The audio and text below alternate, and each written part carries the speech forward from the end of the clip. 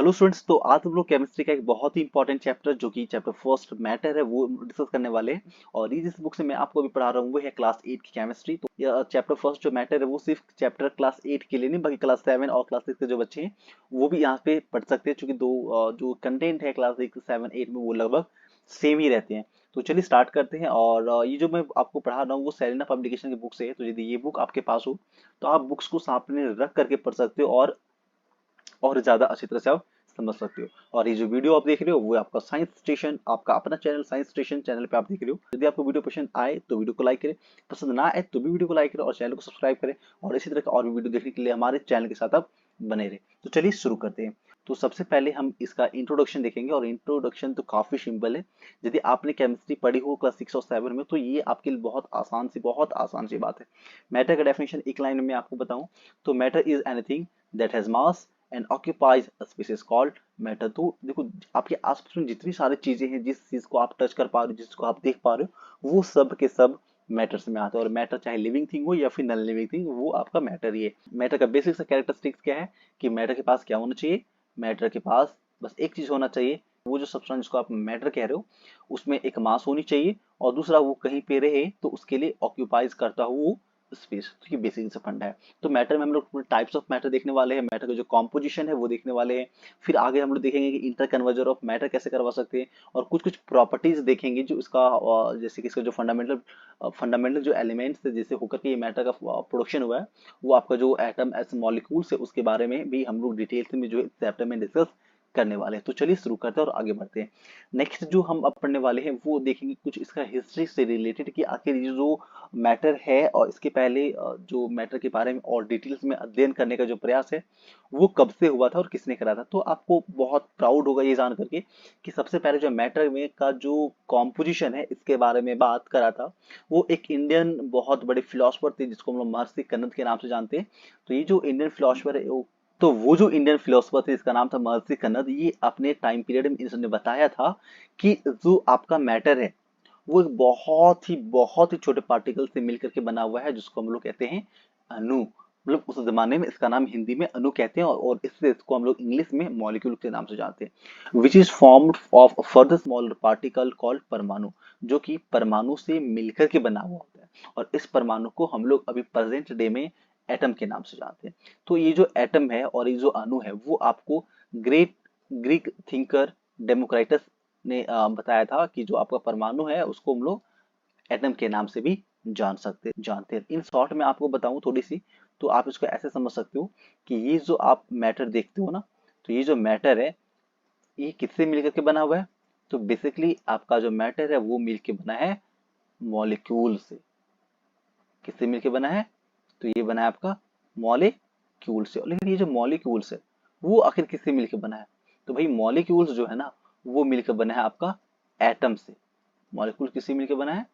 तो भाई भाई साहब ये आपका मिलके बना है एटम से। यार मैं लिख नहीं पा रहा हूँ सही से, थोड़ी सी प्रॉब्लम आ गई यहाँ पे। खैर कोई बात नहीं, आप आई होप कि आप समझ गए हो कि जो आपका एटम है उसे मॉलिक्यूल्स मिलता है, और मॉलिक्यूल्स आपस में मिलकर के मैटर का निर्माण करता है। अब जो मेन इंपॉर्टेंट चैप्टर का हम लोग देखने वाले हैं वो है कैरेक्टरिस्टिक्स ऑफ मैटर, यानी कि एक जो मैटर है ना उसका कैरेक्टरिस्टिक्स कैसा होता है, वो उसका बिहेवियर कैसा होता है। बहुत सिंपल से मैं आपको 4 पॉइंट बताने वाला हूँ, और इन 4 पॉइंट को यदि आप अच्छे से याद रख पाते हो, रख लेते हो, आई होप कि आप याद रख लोगे, तो ये आपके लिए काफी अच्छी बात होगी। फर्स्ट जो हमारा प्रॉपर्टीज है मींस कैरेक्टरिस्टिक्स है, वो कहता है कि particles of matter are very small. Particles जो है मैटर का वो बहुत ही ज्यादा स्मॉल है, इतना स्मॉल है कि उसको आप नेक्ड आई से बिल्कुल देख नहीं सकते हो। सेकंड जो प्रॉपर्टीज है, सॉरी क्या हो गया, सेकंड जो प्रॉपर्टीज है वो कहता है कि जो पार्टिकल्स है ना जिसे मिल करके मैटर का निर्माण हुआ है उसके बीच में एक स्पेस होती है, और जिसे हम लोग कहते हैं intermolecular space. Next is matter are the particles of matter are in constant random motion. तो ये बहुत अच्छी बात है, इसको अच्छे से जान लो कि जो मैटर आप अपने आसपास में देख रहे हो, जिसको डिटेल्स में पढ़ना चाह रहे हो पढ़ रहे हो, उसके जो पार्टिकल्स है ना वो हमेशा किसी में रहते हैं, रैंडम मोशन में रहते हैं। मतलब वो स्थिर नहीं है, वो हमेशा इधर उधर टेढ़ा मेढ़ा जैसे तैसे जहां मन करता है वहां वो भागते रहता है, मूव करते रहता है। फोर्थ जो कैरेक्टरिस्टिक्स है वो ये कहता है कि पार्टिकल वो एक दूसरे को अट्रैक्ट भी करती है। दैट मीन्स ये कि जो particles of matter attract each other. तो ये 4 कैरेक्टरिस्टिक्स हैं, तो आई होप ये आपको क्लियर हो गया होगा। लेकिन अब देखो साथ में आपको जो कांस्टेंट रैंडम मोशन है ना, इसी से लेकर के 2 और प्रॉपर्टीज आपको पढ़नी होती है, जो कि है आपका ब्राउनियन मोशन और दूसरा है diffusion. Brownian motion and diffusion में ये चीज आपको बुक से क्लियर करवाना चाहता हूँ, ताकि साथ में आप देख सको बुक में आपके जो है वो क्या लिखे पड़े हैं। तो देखो जो इंटरमोलिकुलर पार्टिकल्स जो है, पार्टिकल्स ऑफ मैटर है inter particle spaces between them. और थर्ड जो प्रॉपर्टी जो वो कह रहा है कि there the particles of matter are in constant random motion. और इस रैंडम मोशन के बाद आता है यहाँ पे एक बहुत ही इंपॉर्टेंट टॉपिक, जो कि है आपका ब्राउनियन मोशन। तो आपको याद रखना है कि जो ब्राउनियन मोशन है वो रॉबर्ट ब्राउन एक साइंटिस्ट थे, उनके नाम से आया है। सबसे पहले इसने ये जो है एविडेंस के साथ प्रूव करा था कि जो पार्टिकल्स हैं लिक्विड में वो हमेशा मूवमेंट में होता है। ही सस्पेंडेड, देखो एक एक्सपेरिमेंट दिया हुआ कि कैसे इनको पता चला था। तो वो क्या करा था, सबसे पहले कि पॉलन ग्रेन्स को वाटर में डाला और उसके बाद बहुत ही अच्छे से लुक इनटू द वाटर करा, मैग्नीफाइंग ग्लास, यानी कि कुछ मैग्नीफाइंग ग्लास लगा के वाटर में देखा। तब उसने ऑब्जर्व करा, क्या ऑब्जर्व करा भाई, तो उसने ऑब्जर्व करा कि जो पॉलन ग्रेन्स है वो मूव कर रहे हैं through out the water in zigzag और इरेगुलर मैनर। तो पॉलन ग्रेन्स जो उसने वाटर में डाला था वो हमेशा मोशन में मूवमेंट कर रहा है, और उसका कोई फिक्स्ड बात नहीं है, जिगजैग मोशन में हमेशा वो मूव करता है। तो यहाँ से जो ये साइंटिस्ट उसके नाम से ब्राउनियन मोशन का समझो एक तरह से निर्माण हो गया। एक मिनट इसका डेफिनेशन देख लेते हैं कि ब्राउनियन मोशन क्या है। तो ब्राउनियन मोशन आप यहाँ से याद रख सकते हो, this zigzag random motion of suspended particles on the surface of liquid और air is called Brownian motion. तो जो ब्राउनियन मोशन है इसमें बेसिकली क्या होता है कि जो पार्टिकल्स होते हैं वो जिगजैग मोशन में हमेशा मूव करते हैं, और ये पार्टिकल्स किसी में रहते हैं, लिक्विड और एयर, लिक्विड और गैसेस स्टेट में। तो यहाँ पे देखो पार्टिकल्स का फिगर दिया हुआ, देखो कैसे कैसे वो मूव कर रहा है। तो ब्राउनियन मोशन का फिगर हो गया। नेक्स्ट एक और जो इंपॉर्टेंट चीज आपको देखना है वो है आपका डिफ्यूजन, और ये काफी ज्यादा इंपॉर्टेंट है। ये हर एक बुक में दी पड़ी रहती है, आप चाहे 6 का बुक हो, 7 का हो या फिर 8 का बुक हो, चाहे वो पब्लिशन कोई भी हो। तो डिफ्यूजन बेसिकली क्या होता है कि जो इंटरमिक्सिंग ऑफ 2 और more substance, intermixing of 2 or more substance due to the motion of their particles in order to get uniform mixture is called diffusion। इसको ऐसे समझो, जैसे ही आप अपने घर पे कहीं पे किसी भी किनारे में परफ्यूम लगाते हो, उड़ाते हो, या फिर इंसेंस स्टिक्स आने के अगरबत्ती वगैरह जलाते हो, तो उसका जो स्मेल है वो पूरे कमरे में, पूरे घर में फैल जाता है। ऐसा क्यों होता है, क्योंकि जो पार्टिकल्स हैं इंसेंस स्टिक का और परफ्यूम का, वो जाके मिक्स हो जाता है एयर के साथ, इंटरमिक्सिंग हो जाता है, और इंटरमिक्सिंग होने के बाद वो धीरे धीरे पूरे रूम में फैल जाता है। तो उसको हम लोग डिफ्यूजन कहते हैं। तो सेम चीज देखो यहाँ पे, ये जो डिफ्यूजन है उसके लिए सॉलिड में ये काफी ज्यादा स्लो होगा, और जो गैस है, गैस में ये सबसे फास्ट होगा, सबसे फास्ट होगा। और इसको, इस डिफ्यूजन को आप इंक्रीज भी कर सकते हो जब आप टेम्परेचर को इंक्रीज करोगे। तो एक बार थॉट में आप इसको फिर से देख लो, द इंटरमिक्सिंग, किसका इंटरमिक्सिंग, तो 2 और मोर सब्सटेंसेस का, 2 और मोर सब्सटेंसेस का, ड्यू टू द मोशन, उसमें पार्टिकल्स के मोशन की वजह से 2 सब्सटेंसेस का आपस में मिक्स होना is called diffusion. I hope ये भी जो टॉपिक है आपको क्लियर हो गया होगा, और ये काफी इंपॉर्टेंट चीज थी। तो आप नोट्स बनाना चाहते हो तो आप यहाँ से लिख करके जो है वो नोट्स भी बना सकते हो। तो मैंने डिफ्यूजन देख लिया, और डिफ्यूजन के एग्जांपल में आप इंसेंस को याद रख सकते हो। अब नेक्स्ट जो हमारा इंपॉर्टेंट टॉपिक है वो है स्टेट्स ऑफ मैटर। ये काफी ज्यादा इंपॉर्टेंट है, जैसा कि आपने इसके पहले पढ़ा। तो states of matter basically 3 types का होता है, ये चीज तो आपको पता ही है। वो क्या क्या है, स्टेट्स ऑफ मैटर क्या क्या है भाई, तो वो है सॉलिड, लिक्विड और गैस। ये चीज तो आपको पक्का पहले से पता था, मुझे इस पे कोई डाउट नहीं है। लेकिन अब मैं जो आपको बताने वाला हूँ इसमें मुझे आप पे डाउट है कि पता नहीं ये चीज आपको पता होगा या फिर नहीं। तो बात ये ऐसी है कि आपको बताना है कि जो मैटर है ना, ये जो मैटर है वो 3 स्टेट्स में, सॉलिड, लिक्विड और गैस में क्यों पाया जाता है, इसके पीछे का रीजन क्या है। तो इसके पीछे का बस 3 रीजन है जो कि मैं आपको बताने वाला हूँ। पहला रीजन ये कहता है कि पार्टिकल्स के बीच में क्या होता है, इंटरमॉलिक्यूलर स्पेस। देखो IMS that means intermolecular space. तो ये जो इंटरमॉलिक्यूलर स्पेस है उसकी वजह से सॉलिड, लिक्विड और गैस का फॉर्मेशन होता है मैटर का। अब बोलोगे सर ये क्या अजीब बात कर रहे हो, इंटरमॉलिक्यूलर स्पेस से कैसे हो सकता है। तो सुनो, intermolecular space that means particles के बीच का स्पेस। देखो जब पार्टिकल्स के बीच का स्पेस बहुत कम होगा, मतलब पार्टिकल्स पास पास में होगा, और यदि स्पेस बढ़ जाएगा तो पार्टिकल्स क्या हो जाएगा, दूर चला जाएगा। तो ये इंटरमॉलिक्यूलर स्पेस हुआ। सेकेंड है IMF, intermolecular force of attraction. तो intermolecular force of attraction basically क्या कहता है कि जो पार्टिकल्स दूर दूर में था उसके बीच में स्पेसेस था ना, स्पेसेस तो है लेकिन साथ में उसके बीच में अट्रैक्शन भी है।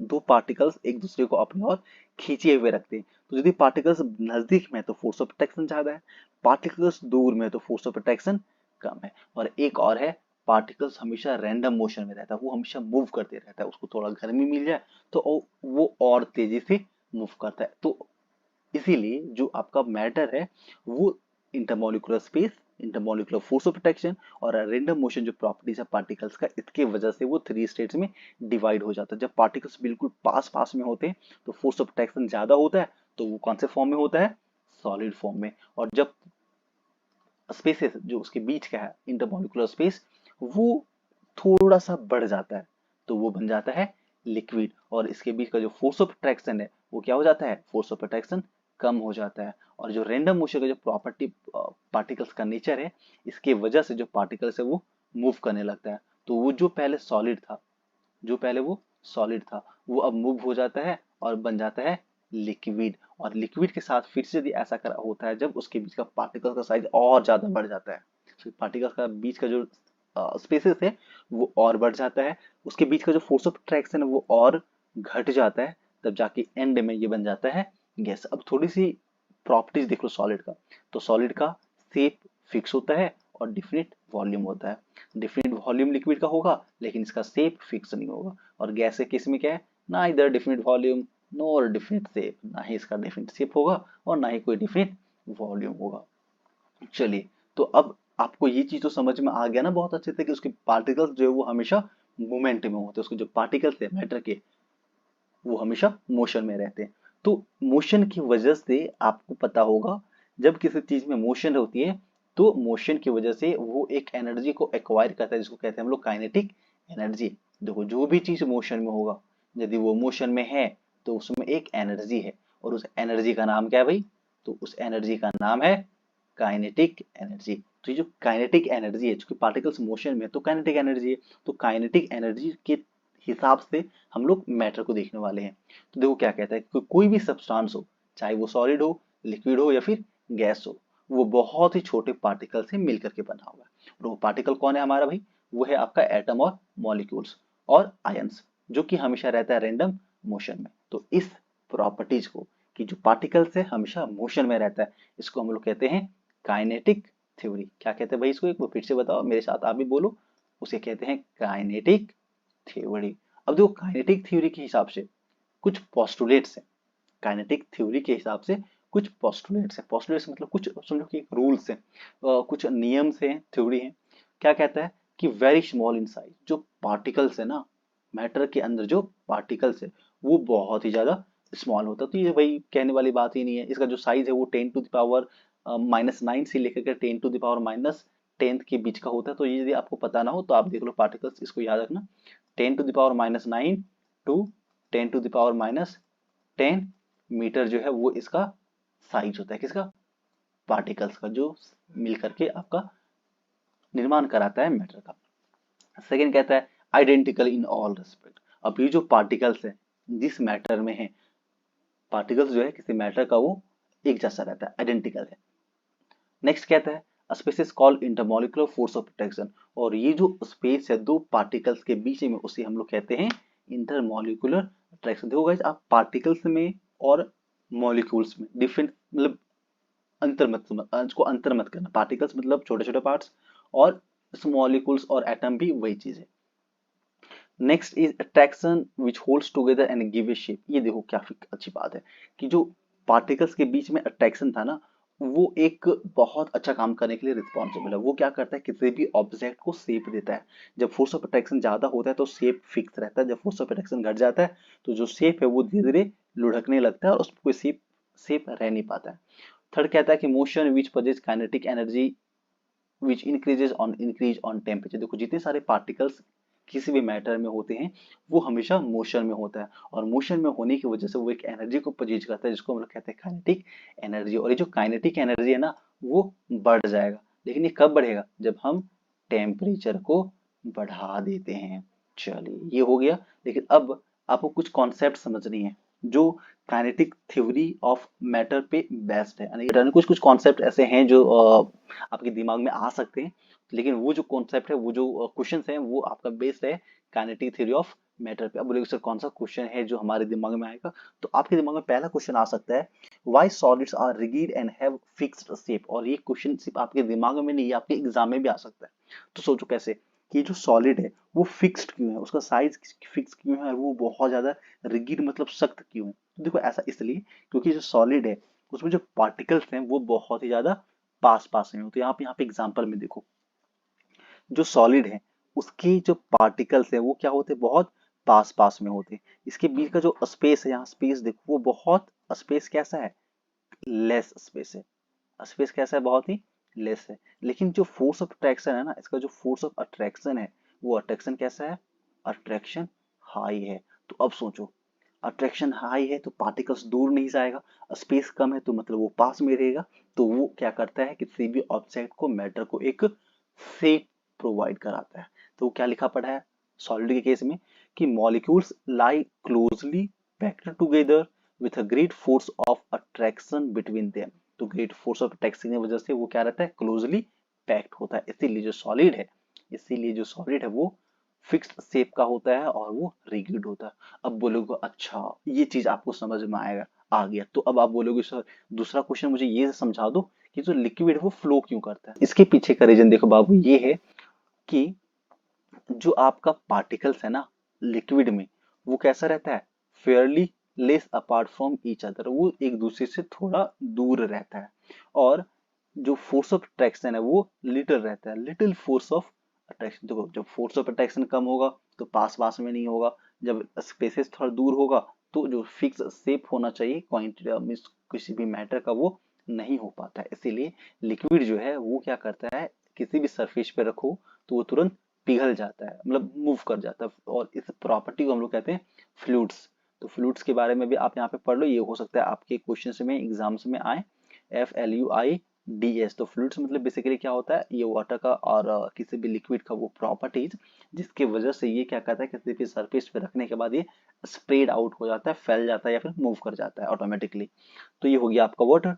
तो वाटर में जो है लिक्विड में ये नेचर रहता है फ्लो करने का, और साथ ही साथ इसको जिस किसी भी बर्तन में रखे वो उसी कंटेनर का और बर्तन का जो है वो शेप ले लेता है। इसके पीछे का कारण क्या है, because of intermolecular spaces and intermolecular force of protection, और third one is they are motion in particles. तो ये तीन कारण है जिसकी वजह से सॉलिड जो है आपका रिगिड और फिक्स्ड शेप का होता है, लिक्विड फ्लो करता है, और जो गैस है ना किसी भी कंटेनर में पूरी तरह से जिस भी किसी में रखो वो उसमें पूरी तरह से फील हो जाता है। इसके पीछे का भी कारण ये है कि उसका स्पेस कम है, फोर्स ऑफ अट्रैक्शन ज्यादा नहीं है, और जो आपका मोशन है, काइनेटिक एनर्जी जो है वो पार्टिकल्स में सबसे ज्यादा है।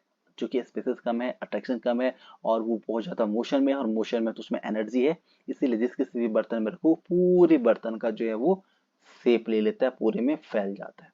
इसीलिए देखना जो आपके घर पे सिलेंडर आते खाना बनाने वाले, उसमें गैस चाहे 1 kg हो या फिर 10 kg हो, वो हमेशा पूरे में फैला हुआ रहता है, और जो गैसेस है आपके बर्नर से होकर के बाहर निकल जाती है। लेकिन सोचो यदि उसमें लिक्विड डाला हुआ रहता, तो लिक्विड का तो नेचर होता है कि वो जैसे ही उसका जो क्वांटिटी है वो घटते जाएगा, धीरे धीरे वो नीचे बैठते जाएगा। तो फिर तो आपको ऊपर से गैस लिक्विड होने के बाद वो नहीं निकल सकता था ना बर्नर से। तो ये रीजन है। अब देखो नेक्स्ट जो टॉपिक हमारा है वो इस चैप्टर का बहुत ही ज्यादा इंपॉर्टेंट है पहले की तरह, वो है आपका इंटर कन्वर्जन ऑफ मैटर। तो देखो inter conversion of matter basically क्या है, स्टेट्स ऑफ मैटर। कोई बहुत बड़ा ज्यादा इसमें रॉकेट साइंस वगैरह नहीं, ये भी काफी सिंपल सी चीज है। इतना सिंपल है कि यदि आप मेरी लेक्चर को ध्यान से देख रहे होंगे, सुन रहे होंगे, तो ये आपके लिए बहुत आसान सा, मतलब समझो ये बस हलवा वाली बात है, हलवा खाने जैसा। तो देखो कैसे क्या, ये जो inter conversion of states of matter है वो आपको कहता है कैसे हम किसी लिक्विड सॉलिड को लिक्विड में, और लिक्विड को गैस में, फिर से गैस को लिक्विड में, और लिक्विड को सॉलिड में, या फिर सॉलिड से डायरेक्ट गैस में, और गैस से डायरेक्ट सॉलिड में हम कैसे एक दूसरे में चेंज कर सकते हैं। तो ये जो चेंज करने का प्रॉपर्टी है उसको हम लोग कहते हैं inter conversion of states of matter. लेकिन अब देखेंगे यहाँ पे लिखा हुआ क्या है। तो ये क्या कहता है कि जो आपका फिनोमेना है, change of matter from one state one state of matter to another and then back to original state. तो एक स्टेट से दूसरे में जाना और वापस पहले वाले में आ जाना without any changing in chemical composition. को केमिकल कॉम्पोजिशन में कोई अंतर नहीं होना चाहिए, वो जैसा है वैसा ही रहना चाहिए, सिर्फ स्टेट चेंज होना चाहिए, सॉलिड का लिक्विड, लिक्विड का गैस। तो इसको हम लोग कहते हैं interconversion of states of matter. यदि आप चाहो तो आप अपने कॉपी में पेन और कॉपी की हेल्प से इसको नोट डाउन भी कर सकते हो। अब हम देखेंगे कि जो चेंज है ना मैटर में, वो होता क्यों है। मैटर में जो चेंज है वो किसके वजह से होता है, कौन इसके पीछे रिस्पॉन्सिबल है। तो इसके पीछे रिस्पॉन्सिबल है टेम्परेचर और प्रेशर। यदि आप टेम्परेचर बढ़ाओगे, सॉलिड को हीट करोगे, तो धीरे धीरे पार्टिकल्स में एनर्जी आएगा, और जब पार्टिकल्स को एनर्जी मिलेगा तो वो दूर भागेगा, मतलब स्पेस बढ़ेगा। तो जैसे ही स्पेस बढ़ेगा तो सॉलिड जो है वो बन जाएगा लिक्विड। और जब फिर से लिक्विड को आप ऐसे ही हीट करते जाते हो तो वो धीरे धीरे वेपराइज हो जाएगा, और जो पार्टिकल्स है उसको और ज्यादा एनर्जी मिलेगा। पार्टिकल्स को और एनर्जी मिलेगा तो वो और मूव करेगा, और जितना ज्यादा मूव करेगा वो उतना दूर चला जाएगा, और अब ये लिक्विड आपका बन जाएगा गैस। तो ये वही रीजन है, आप एनर्जी दे रहे हो, टेम्परेचर दे रहे हो, तो सॉलिड से लिक्विड, लिक्विड से गैस बन रहा। तब आप सोचोगे और बोलोगे सर अच्छा यदि हम एनर्जी देते हैं तो सॉलिड से लिक्विड बनता है, लिक्विड से गैस बनता है, तो सोचो यदि हम एनर्जी ले लेंगे तो क्या होगा। बिल्कुल सही। अब एनर्जी यदि आप गैस से ले लेते हो, तो जैसे ही गैस से आप एनर्जी को बाहर निकालोगे, दैट मीन्स उसको कूल डाउन करोगे, जैसे ही गैस को कूल डाउन करोगे तो वो बन जाएगा लिक्विड, और जब लिक्विड को अगेन कूल डाउन करोगे तो वो बन जाएगा सॉलिड। अब आपको ये चीज समझ में आ गया होगा, तो बोलोगे सर ये इतना ज्यादा आसान था समझना। तो हाँ भाई, ये इतना ही आसान था समझना, कुछ रॉकेट साइंस इसमें नहीं है। लेकिन मेन चीज जो आपको याद रखनी है वो है यहाँ पे मेल्टिंग। एक सेकंड में इसको थोड़ा क्लियर कर लूँ, बहुत ज्यादा डस्ट लग गई यहाँ पे ना, लो ये हो गई साफ। अब समझो, सॉलिड से लिक्विड में चेंज करने का जो प्रोसेस है वो कहलाता है मेल्टिंग। ये आपको याद रखनी है, सॉलिड से लिक्विड में चेंज करने का जो प्रोसेस है वो क्या कहलाता है, मेल्टिंग। तो बेसिकली मेल्टिंग मतलब याद रखना, melting is the process where solid changes into liquid state. Next है लिक्विड को गैस में चेंज करने का प्रोसेस क्या है, तो वो है आपका एवापोरेशन। गैस से लिक्विड में चेंज करने का प्रोसेस क्या है, कंडेंसेशन। अब जरा सोचो, गैस से लिक्विड में चेंज करने के लिए हम एनर्जी देते हैं या फिर लेते हैं। तो यहाँ पे हम एनर्जी क्या करते हैं, उसे लेते हैं, यहाँ पे कूल डाउन करते हैं। तो गैस को कूल डाउन करोगे तो कंडेंस होके लिक्विड बनेगा, और जब लिक्विड को और ज्यादा कंडेंस करोगे, उससे और एनर्जी को निकालोगे, तो वो बन जाएगा सॉलिड। और इस प्रोसेस को हम लोग बोलते हैं सॉलिडिफिकेशन या फिर फ्रीजिंग। तो देखो ये सब जो चीजें टॉपिक्स यहाँ पे है ना शॉर्ट में, जो आपको मैं बता रहा हूँ, ये सब आपके बुक्स में लिखी पड़ी है, आप वहाँ पे जाके समझ सकते हो। अब वैसे मैं आपको भी दिखाने वाला भी हूँ। अब देखो, change in states by changing in temperature. एक एग्जांपल लेते हैं कि मान लो आपके पास आइस था, आइस है आपका सॉलिड स्टेट में, इसको आप करते हो हीट, तो जैसे ही सॉलिड आइस को हीट करते हो तो ये बन जाता है वाटर। जैसा कि मैंने आपको बताया, सॉलिड से लिक्विड में चेंज करने के लिए आपको क्या करना होता है, हीट करना होता है, और जब इसको हीट करते हो तो इस प्रोसेस को हम लोग मेल्टिंग कहते हैं। तो आइस से क्या हुआ, वाटर बना हीट करने पे, फिर वाटर से स्टीम, स्टीम मतलब भाप, वेपर बना, गैस बना, क्या करने से, हीट। अब आप क्या करो, इस स्टीम से वाटर बनाने के लिए इसको कूल कर दो, तो जैसे इसको कूल करोगे, ठंडा करोगे, तो ये जो स्टीम है वो वाटर बन जाएगा। अब इस वाटर को जो आपका अभी ठंडा करने से बना, इसको और ठंडा कर दो, तो ये बन जाएगा आपका सॉलिड। तो आई थिंक ये inter conversion of states of matter जो देख के इतना खतरनाक और डेंजरस लग रहा था, लेकिन अब वो आपके लिए आसान सा काम बन गया होगा। तो आई होप ये चीजें आपको समझ में आ गई होगी। अब हम लोग आगे बढ़ते हैं, और यहाँ पे आपको एक लॉ पढ़नी है, कंजर्वेशन ऑफ मास का। लेकिन मैं उससे पहले आपको टॉपिक पे लेके जाना चाहूंगा जहाँ पे ये जो है inter conversion of states of matter को आप अच्छे से देख सकते हो अपने बुक में। तो देखो यहाँ पे inter conversion of states of matter जो है वो एक फिनोमेना है, जैसा कि मैंने आपको दिखाया, तो आप डेफिनेशन यहाँ पे भी लिख सकते हो। मैटर जो है उसमें क्या करता है, वन स्टेट से अनदर स्टेट में चेंज करता है और फिर वापस ओरिजिनल स्टेट में ले आता है without any changes in its chemical composition, और इसको हम लोग कहते हैं inter conversion of states of matter. तो ये देखो मैंने आपको ये जो है उसमें पहले ही बता दिया, तो आप यहाँ पे देख सकते हो।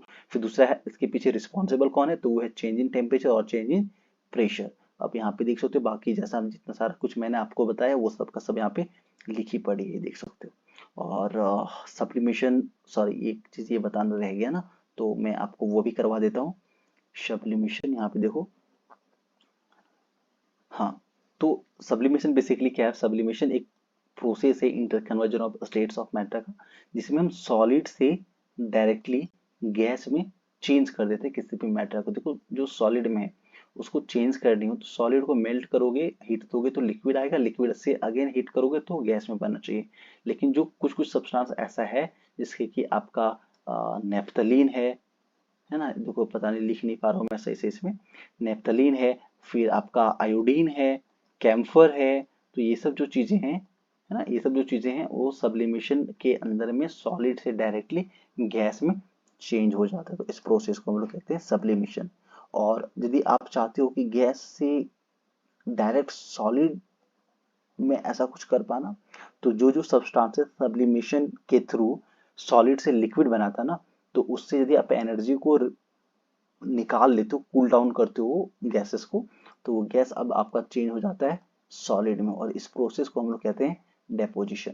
अब यहाँ पे आप इसको बुक में देखो, सब्लिमेशन के बारे में क्या लिखा पड़ा है कि there is some substances that directly change from solid state to gaseous state without passing through the liquid state. This process is called sublimation। जैसे कि यहाँ पे देखो एक सॉलिड स्टेट सा चेंज हो गया गैसेस स्टेट में, क्या करने से, हीट करने से। तो इस फिनोमेना को हम लोग क्या कहते हैं, सब्लिमेशन। लेकिन ये गैसेस स्टेट को जब आप कूल करोगे तो वो वापस बन जाएगा सॉलिड स्टेट, तो इस फिनोमेना को हम लोग कहते हैं डिफ्यूजन। भाई कहाँ पे लिखा पड़ा है डिफ्यूजन, आजा आजा, कुछ एग्जांपल से आपको जो सब्लिमेशन में आता है, तो camphor, iodine, naphthalene, ammonium chloride, dry ice, इटेशन।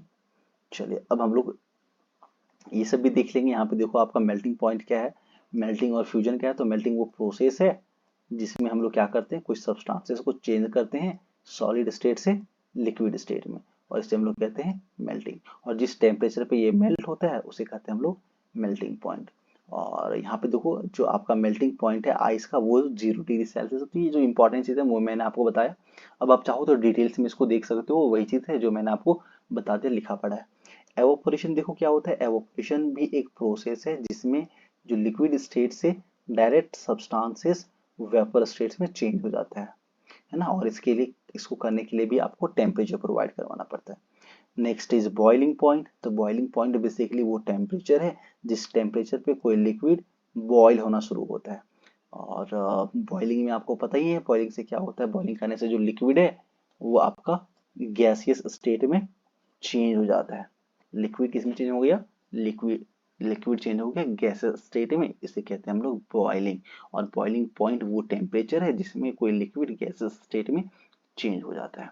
चलिए नेक्स्ट इज कंडेंसेशन। तो कंडेंसेशन वो प्रोसेस है जिसमें हम लोग किसी भी सब्सटेंसेस जो कि पहले से गैसेस स्टेट में है उसको चेंज कर देते हैं लिक्विड स्टेट में, तो ये हो गया आपका कंडेंसेशन। और जिस टेम्परेचर पे ये काम होता है, जिस टेम्परेचर पे कोई गैस स्टार्ट होता है चेंज होना लिक्विड में, उसे हम लोग कहते हैं कंडेंसेशन पॉइंट। यहाँ पे एग्जांपल देखो, वाटर का कंडेंसेशन पॉइंट है 100 डिग्री सेल्सियस। यहाँ पे जो वाटर है वो गैस से चेंज होना स्टार्ट हो जाता है लिक्विड में। लास्ट में है लिक्विफेक्शन। तो लिक्विफेक्शन वो प्रोसेस है जिसमें हम लोग क्या करते हैं, गैस को चेंज कर देते हैं लिक्विड में, applying pressure and lowering the temperature. तो टेम्परेचर को घटा के प्रेशर को बढ़ा के, टेम्परेचर घटा के प्रेशर को बढ़ा के किसी भी गैस को हम लोग लिक्विड में चेंज कर सकते हैं। तो सेम फिनोमेना आपका जो ये रेड कलर का सिलेंडर होता है, गैस की सिलेंडर ना, गैस का जो सिलेंडर होता है उसमें आपको लगेगा देखने के बाद कि यहाँ पे ना गैसेस की लिक्विड भरी पड़ी है, तो वो इसीलिए होता है क्योंकि हम लोग यहाँ पे इसको लिक्विफेक्शन कर देते हैं। Next is freezing. तो फ्रीजिंग में क्या होता है कि जो आपका लिक्विड है वो चेंज हो जाता है सॉलिड में, तो ये हो गया आपका फ्रीजिंग। और जिस टेम्परेचर पे होता है उसको कहते हैं हम लोग फ्रीजिंग पॉइंट। और वाटर का फ्रीजिंग पॉइंट क्या भाई, तो वो है आपका 0 डिग्री सेल्सियस। देखो चीजें आपको स्पीड में समझ में नहीं आ रही है तो आप इस वीडियो को अगेन देख सकते हो, और आप चाहो तो उसको स्पीड को थोड़ा स्लो करके भी देख सकते हो। और लास्ट में आपका सब्लिमेशन। चलिए अब हम लोग आगे बढ़ेंगे और लास्ट जो टॉपिक है इस चैप्टर का वो हम लोग law of conservation of mass देखेंगे। पर law of conservation of mass को हम यहाँ पे पढ़ेंगे। देखो law of conservation of mass basically क्या कहता है कि matter can neither be created nor be destroyed. Matter को ना ही हम बना सकते हैं, निर्माण कर सकते हैं, और ना ही उसे हम डिस्ट्रॉय कर सकते हैं, और इस चीज को कहते हैं हम लोग law of conservation of mass. किसी भी केमिकल रिएक्शन में मैटर को ना ही हम क्रिएट करेंगे और ना ही डिस्ट्रॉय करेंगे। किसी दूसरे शब्द में इसको हम लोग ऐसे कह सकते हैं कि in a chemical reaction the total mass of reactant is equal to the total mass of product. देखो ये क्या कह रहा है कि जो आपका टोटल मास है, मान लो आप क्या क्या करो कि किसी भी सब्सटेंसेस को उसके रिएक्शन करवाने से पहले वेट मेजर करो। रिएक्शन करवाने से पहले क्या करो, उसको चेक करो, उसका वजन चेक करो, और फिर रिएक्शन हो जाने के बाद जो उसका वेट है, मास है, उसको चेक करो। तब आपको एक चीज ऑब्जर्व कर पाओगे कि जो केमिकल रिएक्शन हुआ उसमें जो मास था रिएक्टेंट का, रिएक्टेंट मतलब रिएक्शन होने से पहले का सब्सटेंस, और प्रोडक्ट मीन्स रिएक्शन होने के बाद का सब्सटेंस। तो रिएक्टेंट और प्रोडक्ट में जो मासेस है वो बिल्कुल इक्वल होगा। और ये जो साइंटिस्ट है जिसने इस मास ऑफ, ये जो आपका inter conversion law of conservation of mass जो दिए हैं, इसके बारे में बताए हैं, वो थे Antonio Lavoisier. That means there is no change in mass of substances. तो किसने बताया? एंटोनियो लेवोजियर ने। एक एग्जांपल देखो, मान लो हमारे पास एक सब्सटेंस है जो है बेरियम क्लोराइड, और नहीं ये पिंक वाला कलर ही सही है तो वही रख लेते हैं, बेरियम क्लोराइड, और दूसरा है सोडियम सल्फेट। तो सोडियम सल्फेट और बेरियम क्लोराइड को हम आपस में रिएक्ट करवाएंगे, तो ये हमारे लिए क्या बन गया? रिएक्टांट। रिएक्शन से पहले जो सब्सटेंस है वो हो गया रिएक्टांट। अब देखो यहाँ पे रिएक्शन का साइन है, ये रिएक्शन होगा, और रिएक्शन होने के बाद ये दो सब्सटेंस बनाएगा, पहला बेरियम सल्फेट और दूसरा सोडियम क्लोराइड। तो इसको हम लोग कहेंगे प्रोडक्ट। ये क्या कहलाएगा? प्रोडक्ट। तो ये जो प्रोडक्ट है, एक काम करो, इसको आप पहले तराजू में रख करके इसका मास निकालो, वेट करो, मास निकालो, फिर रिएक्टेंट को भी वेट करके मास निकालना है। तो अब जब देखोगे कि इसका जो रिएक्टेंट का मास है और जो प्रोडक्ट का मास है, प्रोडक्ट का जो मास है वो कैसा आएगा? बिल्कुल इक्वल होगा।